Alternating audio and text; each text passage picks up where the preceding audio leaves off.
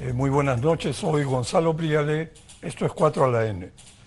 El país está casi al borde de un abismo electoral, con 43 partidos, docenas de candidatos presidenciales y miles de candidatos al Congreso en ciernes. Nos jugaremos el futuro en la elección del 2026, más que en cualquier elección presidencial anterior. Para analizar las condiciones en que se viene llevando el proceso electoral y los problemas que han surgido, esta noche me acompaña Fernando Tuesta, especialista en temas electorales, que presidió la Comisión de Alto Nivel para la Reforma Política el 2019, Natalia Amprimo, abogado constitucionalista, y Jorge Zapata, presidente de CONFIEP. Muy buenas noches a los tres. Buenas noches. Un gusto tenerlos acá. Fernando, se bajó la valla y se promovió la inscripción de partidos con solo 25.000 firmas de afiliados. La fabricación de firmas y los comités ficticios de varios de los partidos inscritos comienzan a evidenciarse. La comisión de alto nivel que presidiste propuso en el 2019 una reforma política con elecciones internas PASO incluidas, que fueron dejadas de lado. La reforma se estrelló con la realidad de un país informal con antiguos vicios y quedó en manos de un parlamento movido por sus propios intereses. ¿Pecaron quizás ustedes al hacer una propuesta que resultó imposible de aplicar? Gracias por la pregunta porque me permite aclarar varias cosas. En la propuesta partió de un diagnóstico de la situación de los partidos y lo que queríamos era que las normas que se debieran aplicar podrían ser de alguna manera cumplidas. Si uno hace una norma que está alejada de la realidad, la norma se va a violar. Y las normas en el Perú, y sobre todo la ley de partidos políticos, luego llamado de organizaciones políticas del 2003, concebía un sistema partidario que realmente no podía cumplir muchas de estas normas. Se hicieron ajustes a lo largo del tiempo. Y en relación al punto específico que tiene que ver con el primer paso, que es la inscripción, no se redujo la valla. Y acá hay un punto que hay que aclarar. Lo que pasa es que hasta el 2019 se exigía a los partidos políticos una lista de adherentes equivalente a más o menos 730.000 firmas. Esta friolera no existe en ninguna parte del mundo y lo único que creó era un mercado negro de firmas falsas que se conocía desde siempre. Cuando yo fui jefe de OMPE, entre el 2000 y 2004, y coincidimos con Natalia cuando él presidió también en su momento la Comisión de Constitución, hubo varios intentos de modificar algunas normas y estas no se pudo hacer. Salió la ley del 2003, que creo que fue lo mejor hasta ese momento. Pero decía, y yo tengo artículos a lo largo de todos estos años, donde señalaba que no era posible que ningún partido, ninguno, pudiera cumplir con las firmas de adherentes. No se entregaba 730.000, se entregaba 1 millón, 1,5 millones. Solamente para dar un dato, en el año 2001, el número de firmas entregadas era mayor que el padrón. Solamente para que tengan idea de esto. Y entonces, la reforma lo que hizo es retirar la firma de adherentes y solamente reducirla a militantes. Pero no se hizo algo que era importante. Si el partido presentaba un margen, un porcentaje de documentación falsa, alrededor del 3%, ese partido concluía y se lo eliminaba. Esto no se puso. Y por lo tanto, al contrario, la norma incentivaba esto, lo de los registros, y con esto termino, de militantes. ¿Saben por qué?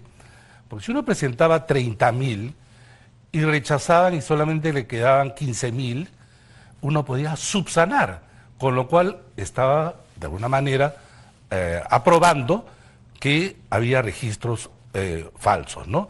Entonces, bueno, luego podré seguir con esto, porque creo que a partir de allí se sucede una serie de hechos que ahora lo tenemos como escándalos públicos.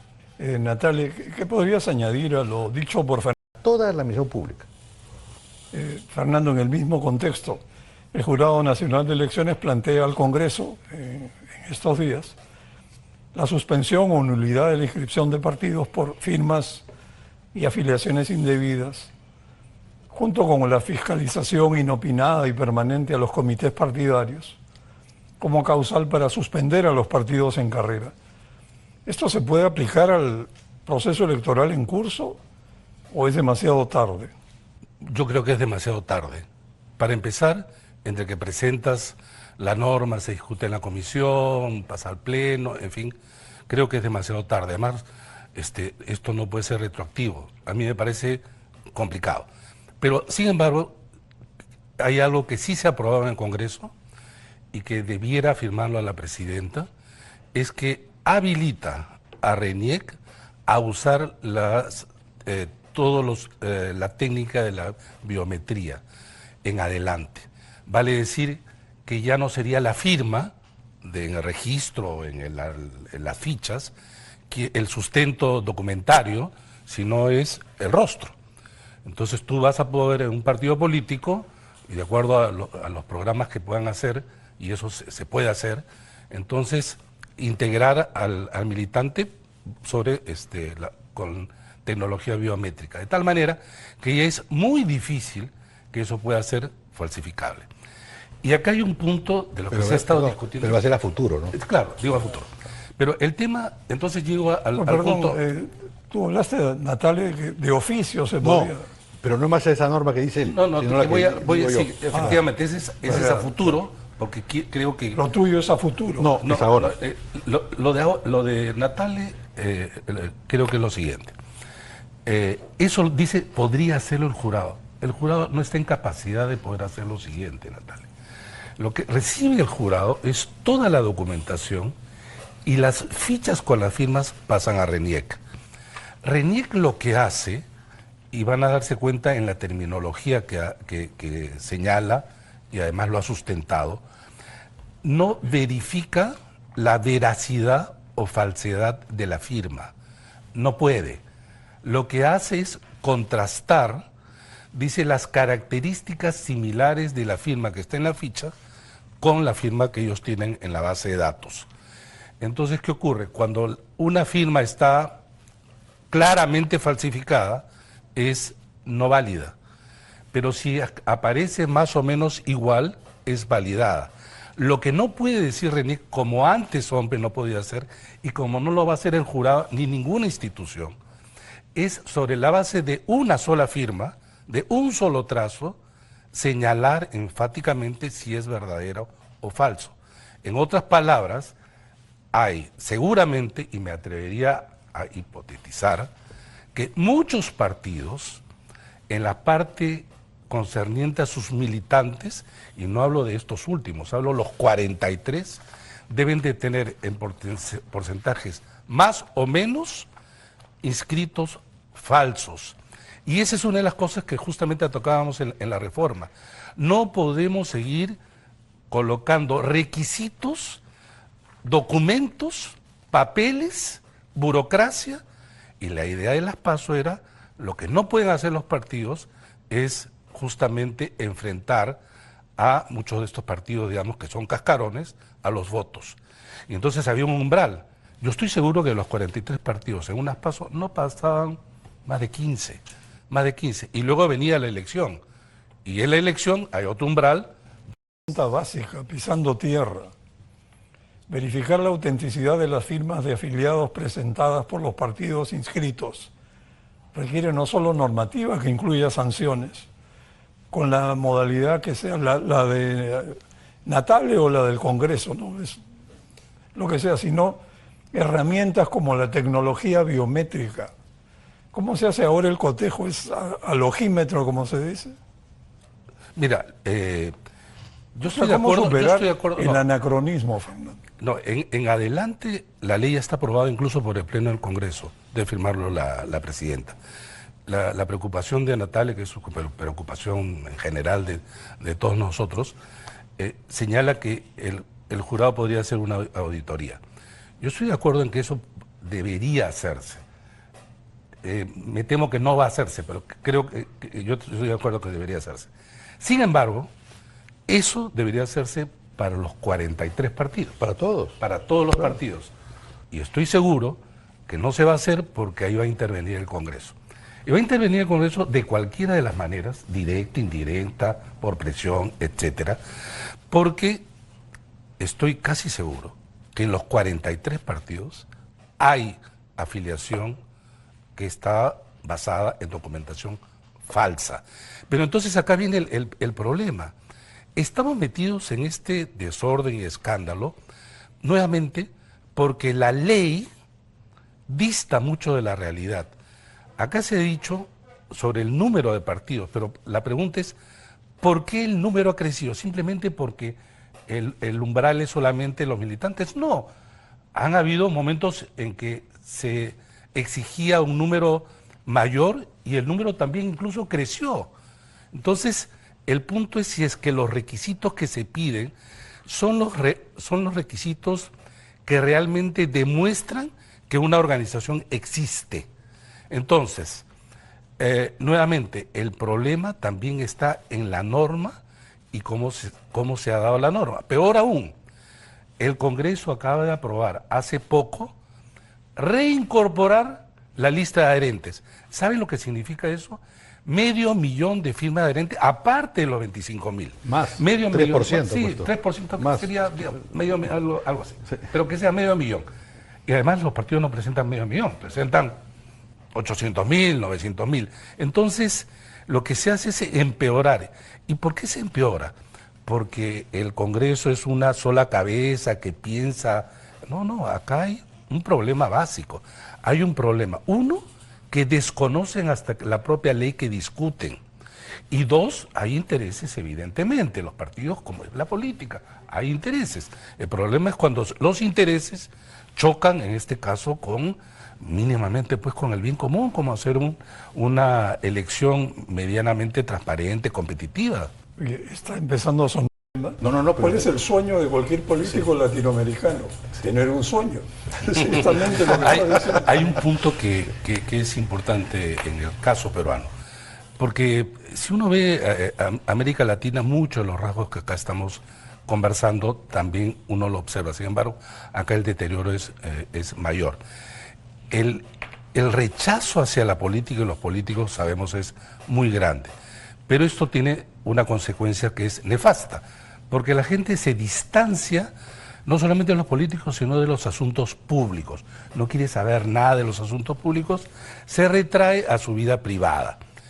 Esto hace que cuando se acerque un proceso electoral, esa persona no está enterada, informada, de alguna manera tenga conocimiento de los hechos, y por lo tanto, ¿qué cosa es? Es vulnerable ¿a qué? A la desinformación, los fake news.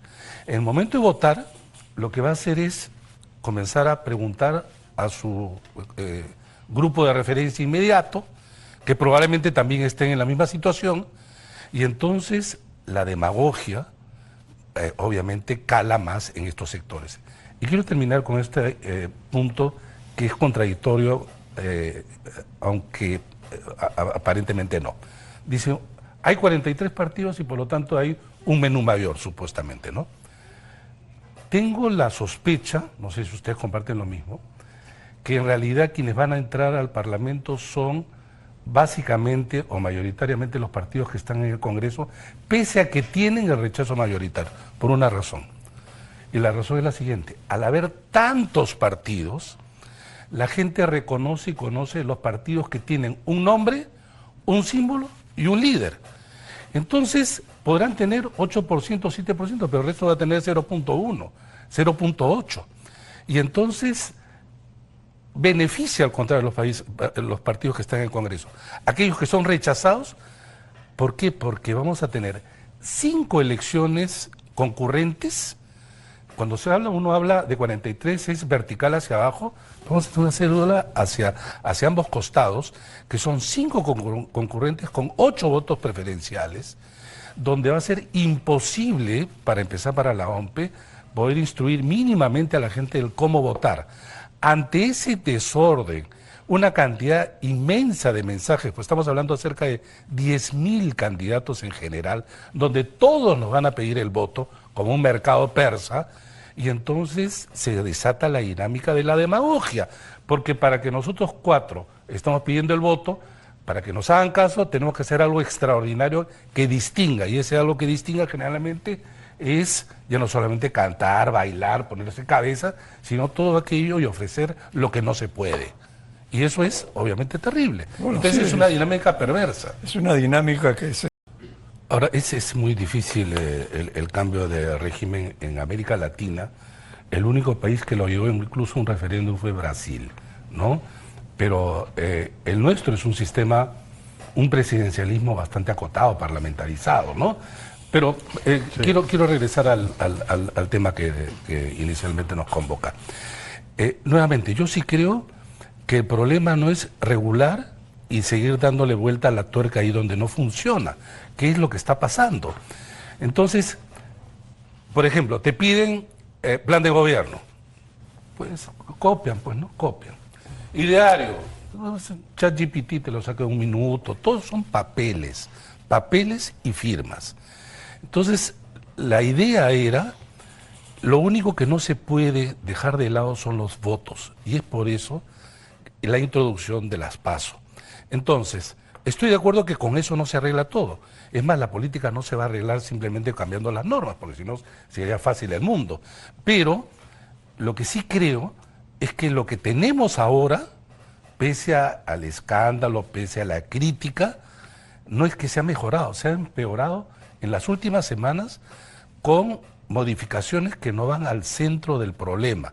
Entonces, lo único que quizá en adelante pueda facilitar en algo para que, digamos, esto se reduzca es claramente, obviamente, la biometría, pero eso no va a arreglar el problema mayor, porque hay demasiados incentivos para que entren a la política aventureros de todo tipo y se alejen de la política, porque hay desincentivos, se alejen de la política gente que ha tenido experiencia, que ha aportado, o impide que mucha gente que caray quiere hacer bien las cosas diga, yo no voy a entrar acá.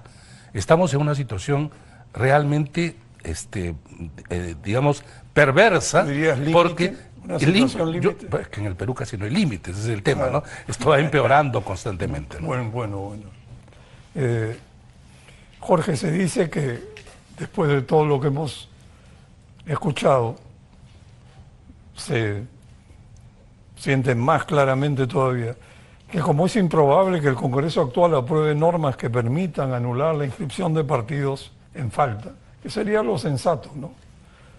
Lo que cabe hacer es denunciar los casos encontrados ante la opinión pública y que el electorado castigue a los partidos infractores en las urnas.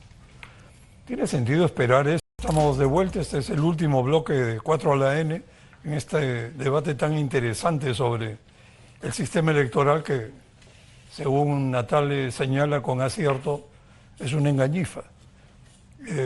Fernando, ¿quieres terciar en lo que acaba de comentar Natale? Sí, sobre el criterio de conciencia y cosas. Sí, pero sobre todo la parte que señala Natale, que me parece importante.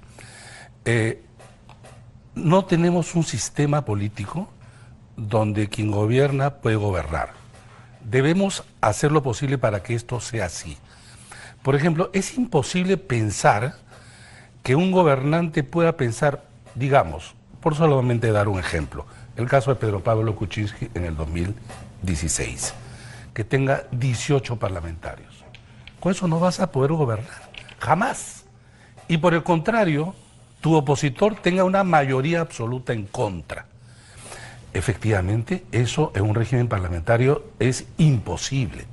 Entonces, a lo largo de todas estas décadas, lo que hemos tenido son gobiernos que en general no solamente no han podido gobernar en muchas ocasiones por incapacidad, por propios errores, problemas, pero también como está diseñado nuestro sistema político, que lo que puede llevar, o que ha llevado, es a tener gobernantes débiles.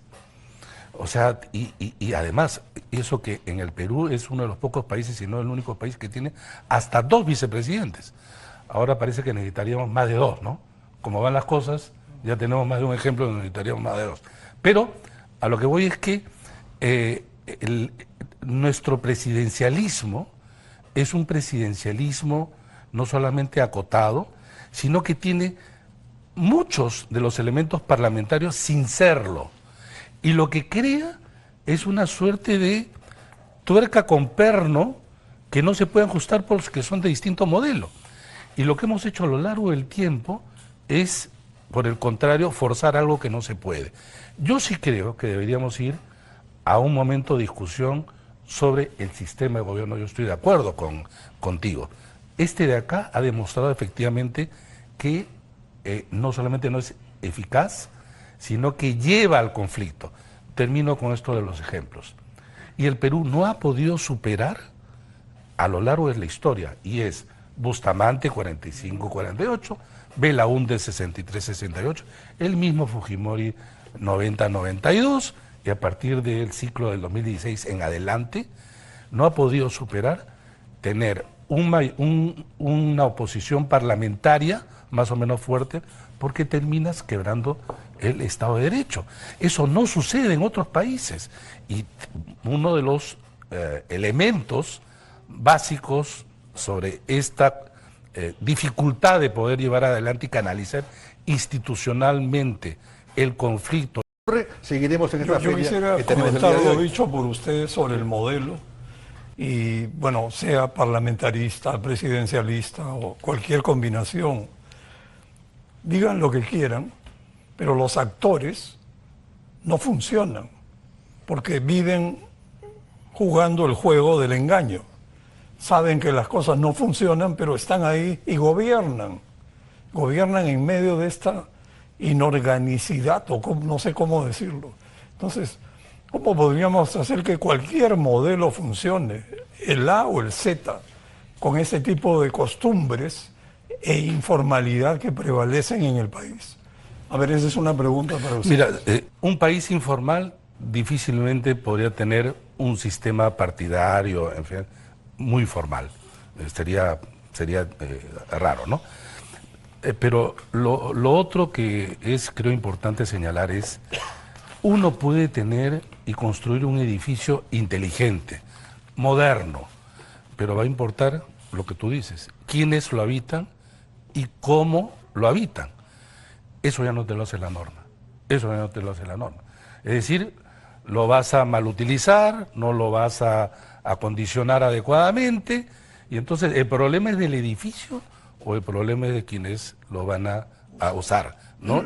Bueno, en realidad ambas cosas importan, pero por eso tú puedes tener un diseño lo más perfecto posible, pero si es que lo otro no está acompañado adecuadamente, no vas a tener un buen sistema político. Eso lo hacen las normas, eso no lo hacen las normas. Y acá sí viene lo que tú señalabas, el involucramiento de la sociedad civil, la pertinencia de que gente que ha estado alejada de la política se involucre, pero eso tampoco es fácil, porque uno dice, yo no quiero estar, digamos, en este... Sí, solamente esto. No es reemplazar, pero sí creo que es importante un mayor involucramiento de cara a las elecciones de sociedad civil, lo que ha señalado, el empresariado, los sindicatos. Las universidades están alejadas también del quehacer de la política, de los asuntos públicos. Los propios gremios en general, que creo que han crecido mucho en el país en los últimos tiempos. Si la gente no se involucra, los políticos tienen mayor autonomía.